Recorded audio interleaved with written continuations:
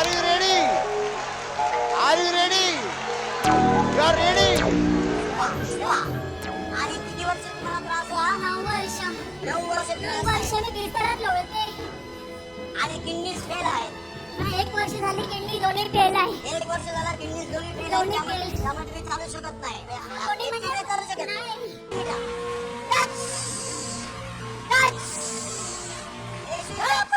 तुमच्या दोन्ही किडनीज बऱ्या झालेल्या आहेत. तुमच्या दोन्ही किडनीज बऱ्या झाल्या. चला.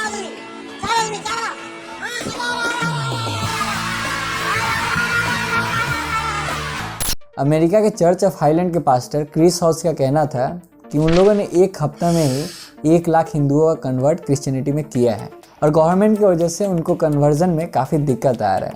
वैसे ही 2022 में यूपी के मेरठ में 9 लोगों को अरेस्ट किया गया था और एसपी का कहना था कि उन लोगों ने लगभग 400 हिंदुओं का कन्वर्ट क्रिश्चियनिटी में किया है।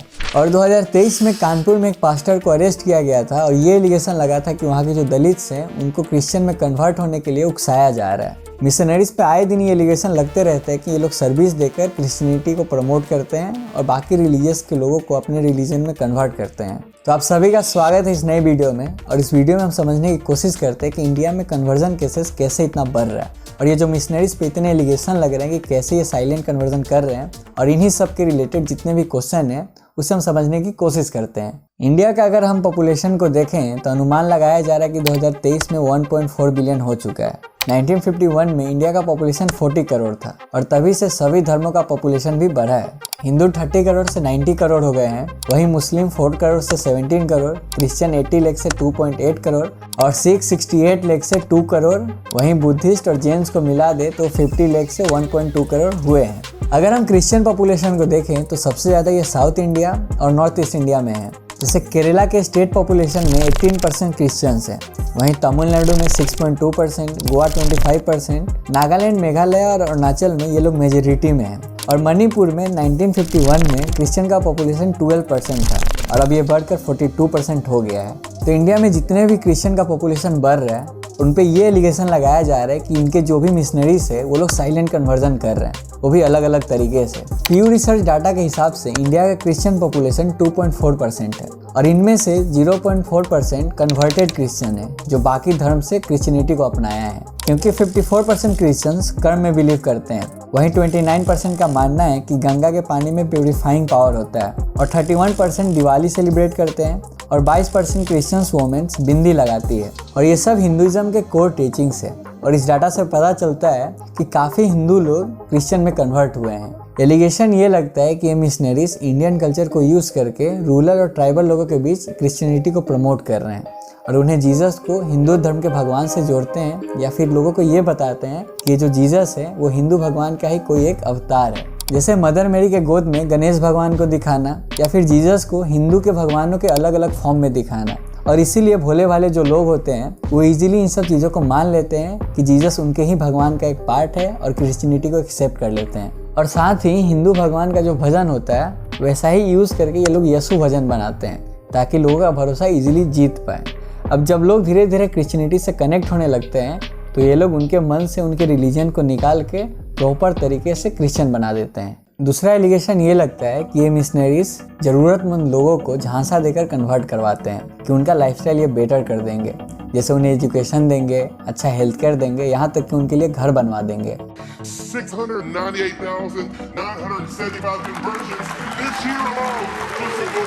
Every place where the gospel is new to that area, poverty is falling radically.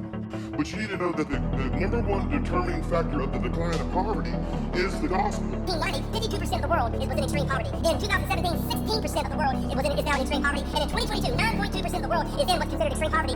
And nearly 100% of the decline is in places where they've been newly Christianized. Come on, give God praise for that. It works. The gospel works. India में सबसे ज़्यादा conversion lower caste के लोगों का होता है क्योंकि ये लोग काफ़ी गरीबी झेल रहे होते हैं और अपना डेली नीड्स तक पूरा नहीं कर पाते, जैसे खाना या फिर रहना। और ये लोग सोसाइटी से डिस्क्रिमिनेशन अलग से झेल रहे होते हैं और इसी का फ़ायदा ये मिशनरीज उठाकर उन्हें कन्वर्ट करते हैं। अगर हम डाटा से भी देखें तो इंडियन क्रिश्चियन में 74% लोअर कास्ट से बिलोंग करते हैं और इनमें से भी 57% एससी और एसटी से बिलोंग करते हैं। एक कन्वर्टेड क्रिश्चियन का कहना था कि ये मिशनरीज गाँवों में आते हैं अपना कैंप बैठाकर और लोगों को कन्विंस करते हैं कि अगर वो क्रिश्चियन बन जाएंगे तो उनके बच्चों के लिए अच्छा एजुकेशन और उनके लिए घर बना कर देंगे। और जब वहाँ के लोग कन्वर्ट हो जाते हैं तो वो लोग उन लोगों को छोड़ के नए लोगों को कन्वर्ट करने में जुट जाते हैं। और तीसरा एलिगेशन ये लगता है कि ये लोग झूठा चमत्कार का यूज़ करके लोगों को कन्वर्ट करते हैं। ये लोग 2-4 लोगों को स्टेज पे बुलाते हैं और ये दावा करते हैं कि उनका बड़ा से बड़ा बीमारी ठीक कर दिया है। और भोले भाले लोग को लगता है कि ये लोग जब फ्री में ठीक कर रहे हैं तो इनसे जुड़ जाते हैं। और फिर ये लोग अपना कार्ड खेलते हैं और लोगों को बोलते हैं कि अगर वो क्रिश्चियन बन जाएंगे तो उनका बीमारी भी ठीक कर दिया जाएगा। और लोग काफ़ी गरीब होते हैं और उतना पैसा नहीं होता कि वो इलाज करवा पाए, इसीलिए इनके झांसे में वो फंस जाते हैं। और ये लोग ऐसे ही बड़े बड़े शोज करते हैं जहाँ लोगों को इकट्ठा करके दिखाया जाता है कि कैसे HIV, एड्स और कैंसर जैसा बीमारी ठीक किया जाता है। अगर हम पंजाब को ही देखें तो कुछ सालों में वहाँ क्रिश्चियन का पॉपुलेशन काफ़ी बढ़ा है। जैसे तमिलनाडु में 1980s और 1990s के बीच बढ़ा था। पंजाब के शहर जैसे गुरदासपुर और अमृतसर में सालों से लोग कास्ट सिस्टम के बीच पीस रहे हैं। वहाँ पे दलित, मजहबी सिख और वाल्मीकि हिंदू जैसे कम्युनिटीज रहते हैं और क्रिश्चियनिटी में अपना होप देख रहे हैं, क्योंकि ये मिशनरीज उसी चीज़ का प्रचार करता है कि ये उन लोगों को एक अच्छा लाइफस्टाइल देगा।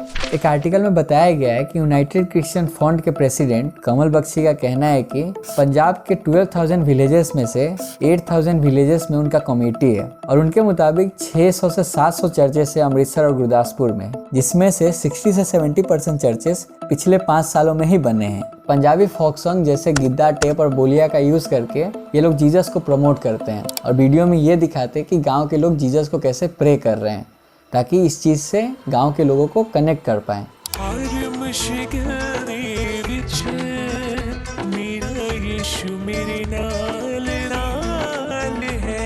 और कन्वर्ट करने के बाद भी ये लोग स्ट्रिक्ट रेगुलेशन नहीं रखते हैं, इसीलिए बहुत से लोग इजीली कन्वर्ट हो जाते हैं।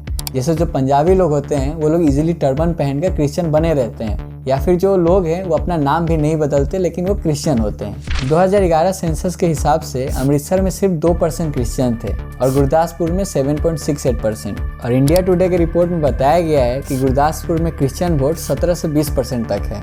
इसीलिए कमल बख्शी का भी कहना है कि गुरदासपुर के पॉपुलेशन का 23% क्रिश्चियंस है और अमृतसर में भी ये तादाद काफ़ी बड़ा है। और पंजाब का क्रिश्चियन पॉपुलेशन का 95% क्रिश्चियंस कन्वर्टेड है। पंजाब में 15% लोग क्रिश्चियंस हैं और ये इससे भी ज़्यादा हो सकते हैं क्योंकि लोगों ने नाम नहीं बदला है। अब जैसा कि ये मिशनरीज दावा करते हैं कि वो लोगों को कन्वर्ट करके उनका लाइफस्टाइल ये बेटर कर रहे हैं, तो क्या यह सच में हो रहा है ऐसा?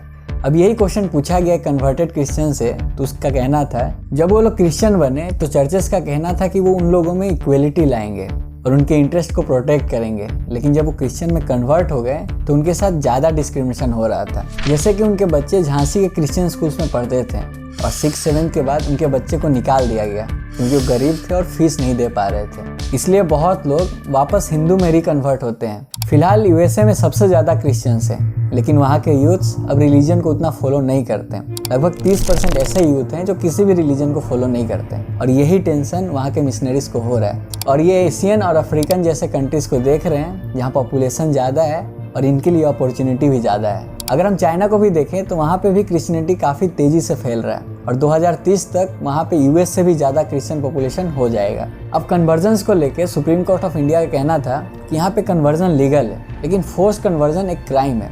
सुप्रीम कोर्ट ऑफ इंडिया का ये भी कहना था कि अगर कहीं पे फोर्स कन्वर्जन हो रहा है तो एक नेशनल सिक्योरिटी का इशू बन सकता है, इसीलिए जो सेंटर है वो आगे आए और मेजर्स लेके इसे टैकल करे। मतलब कहने का मतलब ये है कि ये लोग फॉरेन फंड्स पे डिपेंड रहते हैं और फॉरेन इंस्टीट्यूशन चाहे तो अपना आइडियोलॉजी इनके थ्रू लोगों में डलवा सकता है और इन्फ्लुएंस करवा सकता है, जिससे सोशल पॉलिटिकल कॉन्फ्लिक्ट्स, इंसर्जेंसी और राइट जैसा माहौल क्रिएट हो सकता है। जैसे कि आपको पता होगा कि यहाँ पे जो भी पॉलिटिक्स होता है वो रिलीजियन बेस्ड होता है और एलिगेशन ये भी लगता है कि बहुत से स्टेट के सीएम इन मिशनरीज को सपोर्ट करते हैं ताकि क्रिश्चियन के वोट पा सके। अब इसी के आड़ में ये मिशनरी उसका फ़ायदा उठाकर ज़्यादा इलीगल एक्टिविटी कर सकते हैं। ऐसा नहीं है कि इन मिशनरीज पे कन्वर्जन का एलिगेशन हाल फिलहाल से लग रहा है। 1950s में भी एलिगेशन लगा था और गवर्नमेंट ने काफ़ी रिएक्ट किया था। एक आर्टिकल में बताया गया था कि 15 अप्रैल 1953 को केन कार्डजू, जो कि होम मिनिस्टर थे इंडिया के, उन्होंने कहा था कि इंडिया में लोग रिलीजन बदल सकते हैं, लेकिन गवर्नमेंट नहीं चाहती कि मिशनरीज आकर लोगों का कन्वर्जन करवाए। और अगर मिशनरीज क्रिश्चियनिटी फैलाने के मकसद से इंडिया आ रहे हैं तो बेटर है वो जहाँ है वहीं रुक जाए। उसी समय मद्रास गवर्नमेंट ने भी इंडियन होम मिनिस्ट्री को लेटर भेजा था कि उनके कुछ रीजन्स में इटालियन मिशनरीज एंटी हिंदू कुछ एक्टिविटीज़ कर रहे हैं। और असम और यूपी के मिनिस्टर्स ने भी आरोप लगाया था कि कुछ मिशनरीज उनके रीजन में एंटी नेशनल एक्टिविटीज़ कर रहे हैं। और आज के टाइम भी बहुत से स्टेट्स ने एंटी कन्वर्जन लॉ लाया है, जिससे ऐसे प्रॉब्लम्स को रोका जाए और जो भी फोर्सफुली कन्वर्जन हो रहा है उस प्रॉब्लम को टैकल किया जाए। अब चाहे झूठा चमत्कार दिखा के या बेटर लाइफस्टाइल का झांसा देकर या इनके ही रिलीजन में घुस के लोगों को कन्वर्जन करने का आरोप इन पे लगते आया है। अब इंडिया में कन्वर्जन रिलेटेड केसेस काफ़ी सामने आए हैं और लोगों को इसमें अरेस्ट भी किया गया है और कुछ जगह तो ऐसे हालात थे कि वहाँ दंगे तक हो गए थे। तो आपको क्या लगता है कि मिशनरी सच में ज़रूरतमंद लोगों का मदद कर रहे हैं या फिर उन्हें झांसा देकर कन्वर्ट कर रहे हैं? आप कमेंट में ज़रूर बताएं। तो ये था वीडियो कि इन मिशनरीज़ के ऊपर क्या एलिगेशन लगते हैं। अगर वीडियो आपको अच्छा लगा तो इस वीडियो को लाइक और शेयर कर दीजिए। हम ऐसे ही कंटेंट बनाते रहते हैं, तो हमारे चैनल को सब्सक्राइब कर दीजिए ताकि जब अगला वीडियो आए आप तक पहुंच पाए। मैं विवेक आपसे मिलता हूं अगले वीडियो में। जय हिंद।